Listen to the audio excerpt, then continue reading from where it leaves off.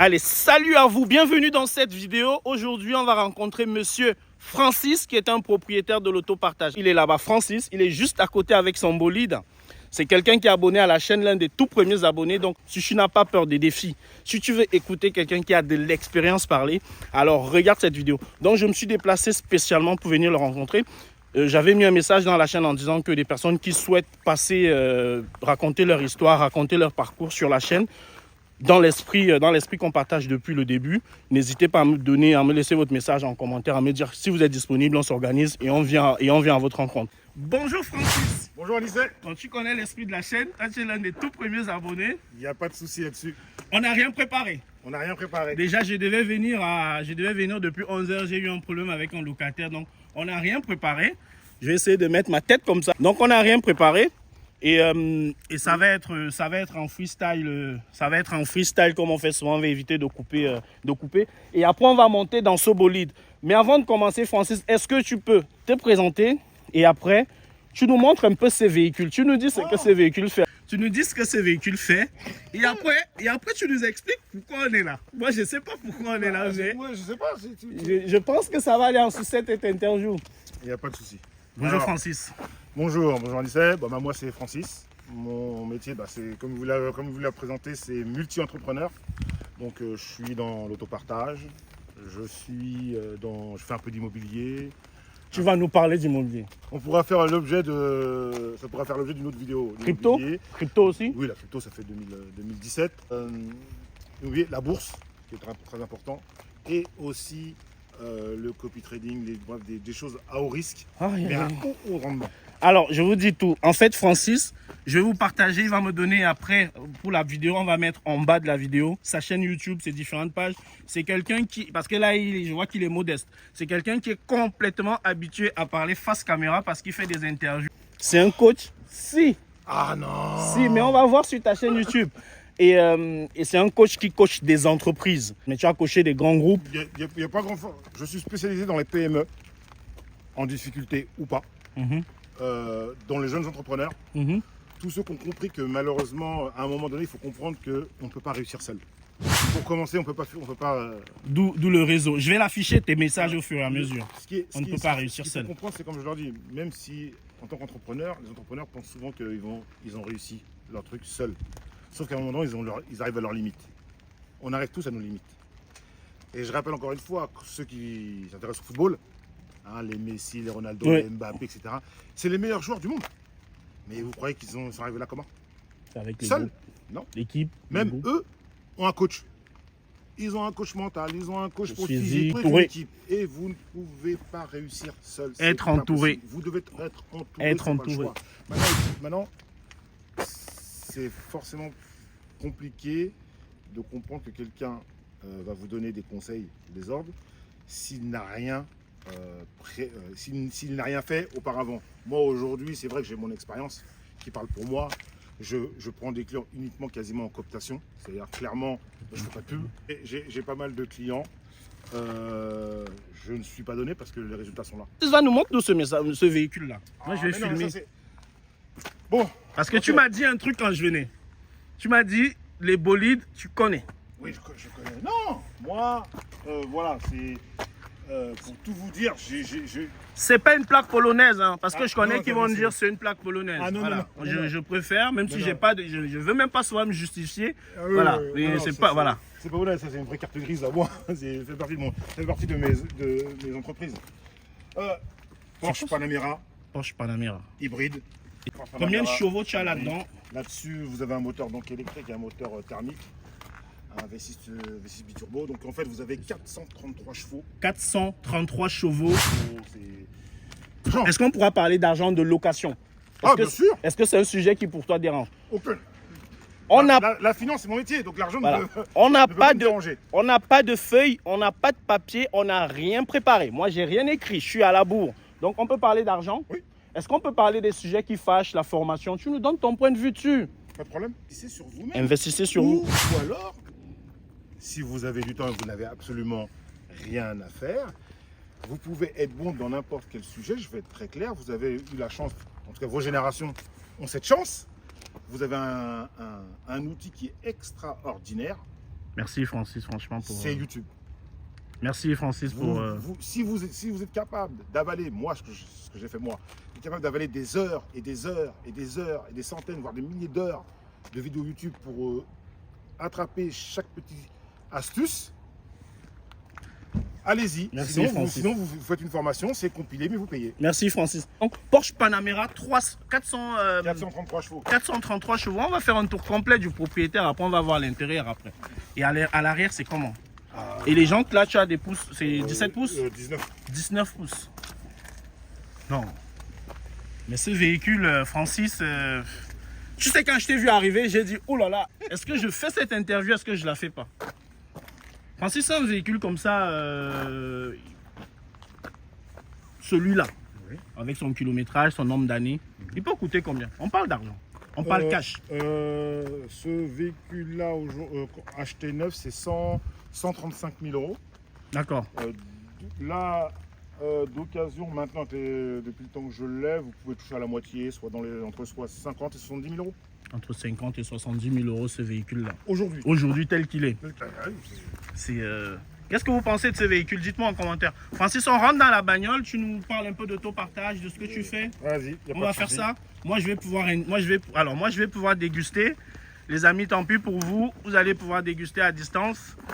Ok, moi, je vais pouvoir rentrer dans cette bagnole.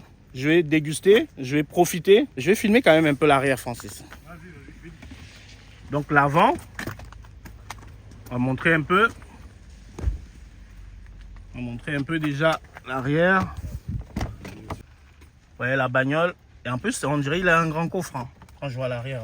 Ouais, le coffre est généreux. Il est bien généreux, le coffre. Donc voilà la bagnole. Donc salut à vous. Donc je suis ici avec Francis. Donc on est dans la voiture. Donc sa belle voiture. Je vous avoue, on passe plus de temps à parler qu'à enregistrer la vidéo parce que ce monsieur, il a beaucoup de choses à partager. Donc Francis, tu t'es présenté, donc tu t'appelles Francis. Tu t'es lancé dans l'autopartage il y a combien de temps? Je suis lancé dans l'autopartage en 2018. 2018. À l'époque, c'était Drivey et Wicar. Et Wicar. Ouais. Et donc 2018. Et tu louais déjà plus sur l'une des plateformes ou sur l'autre? Je pense qu'au tout début, Wicar était un petit peu meilleur que Drivey. Et puis, il y avait plus de monde sur Wicar. Mais très vite, le fait de donner les clés, de faire le tour avec le client, j'ai pas le temps. On a compris. Moi, j'ai pas le temps. Tu m'as parlé de plein de choses, mais... J'avais pas le temps de voir les clients. Donc, très vite, j'ai pris l'option le Connect. Donc, aujourd'hui, tous mes véhicules sont en Connect. D'accord. Tous mes véhicules sont en Connect parce que j'ai pas le temps, hein, tout simplement. On va un peu dérouler du début jusqu'à... On va dérouler tout doucement jusqu'aujourd'hui. Donc, tu as démarré 2018 avec Drivey, Wicar. Tu avais combien de véhicules? J'ai démarré. Alors, au tout début, pour être très clair, c'est une vidéo YouTube qui m'a donné. C'est pas ma vidéo, moi, j'étais pas encore là. J'étais encore loin. J'étais pas encore là. 2018, c'est un gars qui expliquait que il touchait 10 000 euros par mois. C'est qui ça? C'est Rico, c'est Pouzin? C'est Pouzin. Voilà. Le tout premier, il y a très longtemps. Donc, et moi, quand il parlait de ça, je l'ai pas cru. Personnellement, j'ai dit c'est pas possible. Ça peut pas être. Donc, j'ai dit, mais quand même, je vois, il fait des trucs. Je dis, je vais faire le test. J'ai donc acheté une vieille voiture. T'avais pris quoi? Une Clio 2. Clio 2. Ouais, la Clio 2. Ouais. J'ai fait ce qu'il y avait à faire dessus et je l'ai mis sur la plateforme. J'avais mis sur Wicar, sur les deux. Mais ouais, Drivey, à l'époque, Drivey et Wicar. Et incroyable que ça puisse être. Au bout de 2 heures, j'avais des demandes de l'autre. Tu as mis en connect, c'était pas en connect. C'est pas connect, non, c'était... Tu l'as enregistré sur j'ai enregistré sur la plateforme. D'accord. Et au bout de 2 heures, j'avais des demandes dans tous les sens. Ok. Pour ceux qui ne connaissent pas pourquoi on se situe, on n'a pas préparé l'interview, mais on va vraiment essayer de faire un truc bien. On est du côté est de l'île de France. Je vais mettre une carte. Donc on a des abstractions à côté, on a Disneyland à côté, et puis on a des centres commerciaux et autres. Mais on a vraiment la grosse attraction du coin, c'est vraiment Disneyland. Donc, vous pouvez vous imaginer. Et puis, il y a de grandes gares à côté. Donc, 2018, donc la Clio, elle te rapporte à peu près, tu peux estimer, ça fait longtemps. Ouais, ça fait longtemps, franchement, ça fait longtemps. Mais tu la rentabilises rapidement. Oui, très vite. Très vite. Je suis rentré dans mon argent à cette époque-là. extrêmement rapidement. Et qu'est-ce que tu penses, qu'est-ce que tu t'es dit à ce moment-là quand ça a marché là, le premier véhicule, il a marché. J'ai pris un deuxième. T'as repris quoi? J'ai pris un deuxième. J'ai pris un Scénic. T'as repris un Scénic, 5 places. Un Scénic 5 places, là, 5-6 bidons, c'est même un. Je me rappelle. C'est un grand Scénic. Un grand Scénic. Un grand Scénic. Alors, pareil, grand Scénic. Je n'avais pas acheté ça très cher, hein, dans les 2-3 000 euros à l'époque. Tu as pris en occasion. Ouais, en donc occasion, tu avais un des vieux. petits travaux à refaire. Vas-y, on va voir. Et pareil, tous les week-ends, c'était des demandes. Et vas-y, qu'on en bam, bam, bam. C'était incroyable. 2018 jusqu'au démarrage du Covid, c'était extraordinaire.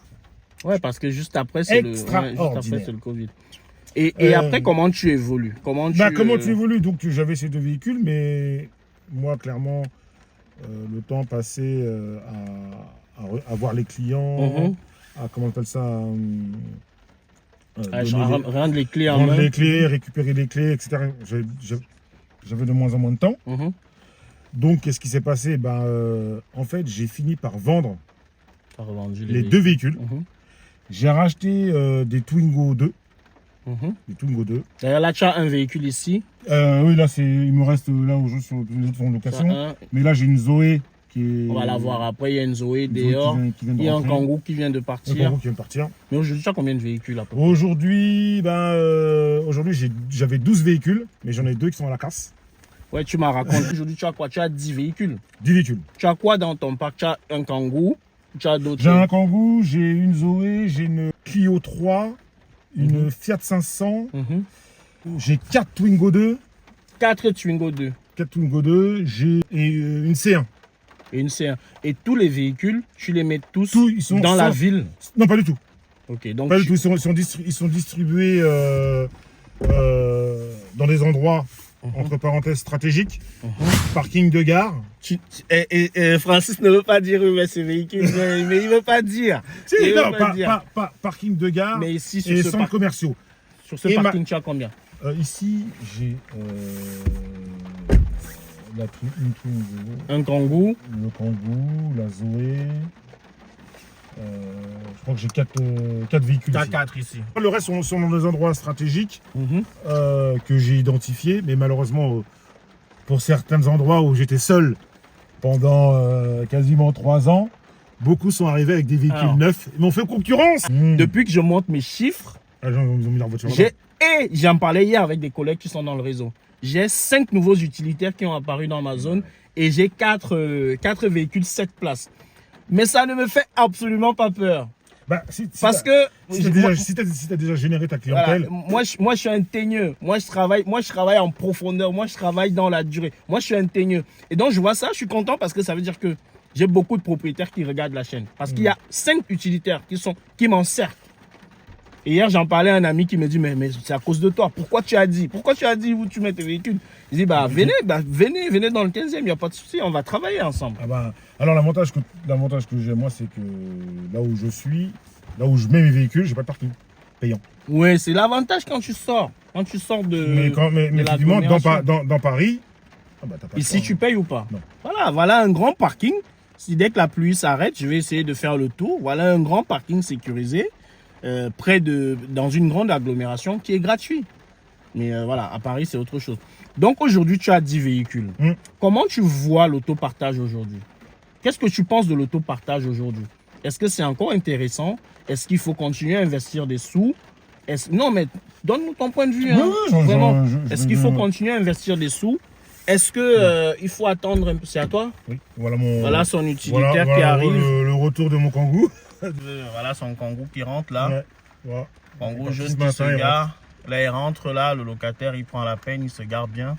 Bon, on va le laisser tranquille, le locataire, mais voilà. Donc, ça tourne. Et il repart aujourd'hui. Il a une autre location aujourd'hui? Non, il a une location mardi, je crois. Mardi, il repart pour 3 jours. Ah ouais, là, c'est de bonnes locations, là, pour 3 jours. Il repart pour 3 jours. Peut-être pendant qu'on parle, là, tu as des locations qui arrivent, là. Non, il repart pour 3 jours. Non, les autres, c'est demain. Tu penses quoi de l'autopartage aujourd'hui, franchement, Francis? Ton point de vue. C'est un bon business. Si on a de la résilience et de l'argent. Il faut quand même pouvoir investir dans tous ces véhicules pour pouvoir les obtenir. Faut accepter que malheureusement, beaucoup de clients ne respectent pas les véhicules. Ça, c'est... Il faut pas avoir d'amour pour ces véhicules. On en parle souvent. Vous faites du business. Quand vous faites du business, vous n'êtes pas là pour tomber amoureux de Ce véhicule, tu l'aimes ou pas, cette Porsche? Tu l'aimes ou pas? Oui, j'aime bien ma voiture, oui, bien sûr. Mais tu la mets pas à louer? Non, ça, Ok. tu peux pas louer ce type de voiture. Comment tu vas louer ça? Comment tu vas louer ça? Comment tu vas louer ça et combien tu vas louer? Comment Même. tu vas Et ça se loue pas. Ça ne se loue pas, on ne loue pas ça. On ne loue pas ce type de véhicule. On est d'accord. Ce véhicule-là, bon, avant j'avais un autre véhicule qui était un gros véhicule, j'avais un X6 BM. X6 BM. Mm. Je vais mettre une photo ici. J'avais un X6 BM. Alors le locataire il s'en va. Non, Il est là. Non, c'est pas. Il est là. Le locataire il est là-bas, il fait son tour. Il fait son tour. Il a garé sa voiture à côté en fait. La voiture qui est juste à côté là. C'est la sienne. Peut-être transporter des meubles. Il fait ses petites courses. Et il fait ses trucs. Il fait ses courses, voilà, il range. Il nous regarde. On va le laisser tranquille. Ouais, on va le laisser. Et non, alors l'autopartage. Donc tu dis aujourd'hui, c'est un business. Pour toi, c'est un bon business. Ça reste un bon business si vous avez de la résilience. Ok. Donc pour toi, c'est quelque chose, on peut continuer à investir dedans, mais il faut avoir, tu as dit, de la résilience, de l'argent pour pouvoir acquérir ce véhicule. Et surtout, réfléchissez où vous le faites. Je vais être très clair, la région parisienne, c'est bien compliqué. Voilà, donc on a trop. L'île de avant de vous lancer, faites votre étude de marché. Merci. Faites votre étude de marché. Elle est simple, hein, l'étude de marché. Vous n'avez pas besoin de ça. Et je vais dire la vérité. Hein, merci. Ceux qui vous vendent l'histoire d'un soi-disant logiciel qui va vous dire ce qu'il faut faire. Je connais de qui tu parles. Oui, et du vent. Même la vérité, il faut être très clair. Vous prenez ne serait-ce que Getaroun. Vous êtes un client lambda, vous tapez l'endroit où vous êtes, vous regardez les véhicules qui sont en location et vous avez déjà votre étude de marché. Voilà. Ce que je dis aux gens en fait, c'est que on a une minorité de personnes en fait qui veulent tout déléguer, qui veulent acheter un seul véhicule. Et il faut que quelqu'un, en fait, tu achètes un véhicule, le véhicule te génère de l'argent, le véhicule s'entretient tout seul, le véhicule s'occupe tout seul, il se répare tout seul. Mais beaucoup de gens vraiment attendent que ce soit comme ça que ça marche. L'étude de marché, c'est l'observation. J'ai un ami en ce moment qui passe énormément de temps, pendant plusieurs heures, sur les différents moteurs de recherche. Il est en train de croiser plusieurs informations. Il est en train de faire une étude de marché solide parce qu'il va acheter plusieurs utilitaires. C'est un business où il faut avoir de la résilience. Pourquoi de la résilience, Francis? Pourquoi de la résilience? De la résilience parce que les gens, clairement, ne vous respectent pas. Alors, pas tous. Heureusement, mais une partie de la clientèle que vous allez avoir ne vous respecte pas. Donc, ils s'en foutent de votre véhicule. Ils s'en foutent de vous, ils s'en foutent de vous, ils s'en foutent de ce que vous faites derrière. Eux, ils prennent votre véhicule, ils le ramènent, cassé, pas cassé, rayé, pas rayé, ils s'en foutent. Mais la résilience aussi, peut-être au niveau des pannes aussi, non? Des casses. Parce que tu as deux véhicules qui sont en casse, tu m'as dit qu'ils sont épaves là. Oui, ils sont épaves. Qu'est-ce qui s'est passé? Ça, c'est deux clients qui se sont endormis. Il y en a un qui s'est endormi, soi-disant qui s'est endormi, mais la réalité va beaucoup plus loin. Quand on apprend, au final, ce mois, il me déclare qu'il s'est endormi, qu'il a tapé un trottoir, que la voiture est pliée, évidemment, à 200 km de chez vous. Et un jour, 15 jours, 3 semaines plus tard, vous recevez un courrier d'un expert qui vous dit que le véhicule a tapé un autre. Ah. Il n'y a jamais eu de constat. Il n'y a pas eu de constat. Et c'était tes deux véhicules? Non, c'était un autre, c'était le véhicule d'une autre personne que je. Donc il a tapé un véhicule et il s'est enfui. Non, il s'est même pas enfui. Et parce que c'est la gendarmerie qui les ont dépannés, etc. Et ce monsieur, même pas honte, hein, il m'a renvoyé un message pour me demander s'il pouvait récupérer son siège enfant. Casse-toi. C'était quoi comme véhicule? C'était quelle marque? Twingo 2, il a plié. Bon, elle est morte, hein, la casse. Wow. C'est pour ça que je vous dis, pas méchant la personne, hein, mais voilà. Oui, mais toi, pas de respect. Et toi, comment tu t'en sors? Tu perds tout? L'assurance, la plateforme, comment ça se passe? Ça, c'est un truc que j'ai pas encore vécu, mais c'est une histoire de temps. Voilà, moi je dis toujours, alors, ça va arriver. Comment ça se passe? Même vous qui regardez, vous allez vivre ça. Véhicule brisé, véhicule mort. VGE. VGE, à 200 km de chez vous. Allez là-bas, c'est pas la peine, si. Getaroun m'a proposé fièrement de me payer le voyage jusqu'au véhicule. On est où? On était dans quelle ville? Là, ça s'était passé à Rouen. On est à Rouen, ok. Ouais, 200. Bon, j'ai eu la chance d'avoir le garage. Je lui ai dit, écoutez, je viens pour voir le véhicule. Elle m'a dit, mais c'est pas la peine, votre véhicule est. Ça sert à rien. La dame est très gentille, elle m'a dit, non, le véhicule est mort. Elle m'a fait des photos du véhicule photos, vidéos, que j'ai renvoyé à Getaroun. Là, ils m'ont dit, bah, effectivement, on voit d'experts, etc. Petit conseil. Alors, peut-être que ça a changé. Parce que moi, j'ai plusieurs histoires. Donc, si votre véhicule est mort, donc VGE ou VI, surtout, VI, c'est quoi? n'essayez pas de le carrer, parce qu'il vous propose de le réparer vous-même ou de le vendre à l'assurance. Vendez-le à l'assurance. Vendez-le à... En tout cas, moi, par rapport à mon expérience, vendez-le à l'assurance. Attends, il te propose quoi? De le vendre à toi? Voilà, ton véhicule est mort. Ok. Donc, gravement, il peut être réparé avec des pièces d'origine, avec un contrôle du machin. Il dit, voilà, pour la réparation, c'est tant. On est prêt à vous donner tant. Pour que vous allez vous-même le réparer. Vous allez vous-même vous réparer. Ou bien, vous revendez comme votre véhicule est mort, vous le revendez à l'assurance, on fait une estimation, on vous donne ce qu'on vous doit. Toi, tu avais fait quel choix La toute première fois, la première aventure de cette époque-là, ça, je vous parle de ça, de 2019, c'est je vais le réparer moi-même. Ouais. Ils t'ont fait un chiffrage. À l'époque, c'était avec Wicard. J'ai jamais été payé. Non. J'ai jamais été payé. Une Twingo aussi? Une Twingo aussi. Jamais été payé.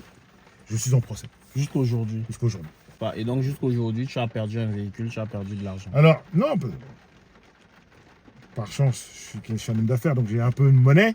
J'ai réparé le véhicule à mes frais. Donc, on a vu que c'est quand même un véhicule qui tourne qui tourne encore. Il tourne encore aujourd'hui? Il me ramène de ouf. Ouais. Mais ça, c'est... Moi, j'ai acheté des véhicules. Quand je vois les sommes que les gens mettent pour acheter des véhicules, ça me fait halluciner parce que moi, j'ai acheté des véhicules. Par exemple, ma Twingo 2, la Twingo 2, qu'on m'a détruite mois dernier. Je ne devrais peut-être pas le dire, mais je vais le dire quand même. Mais je l'ai acheté à l'époque 2800 €.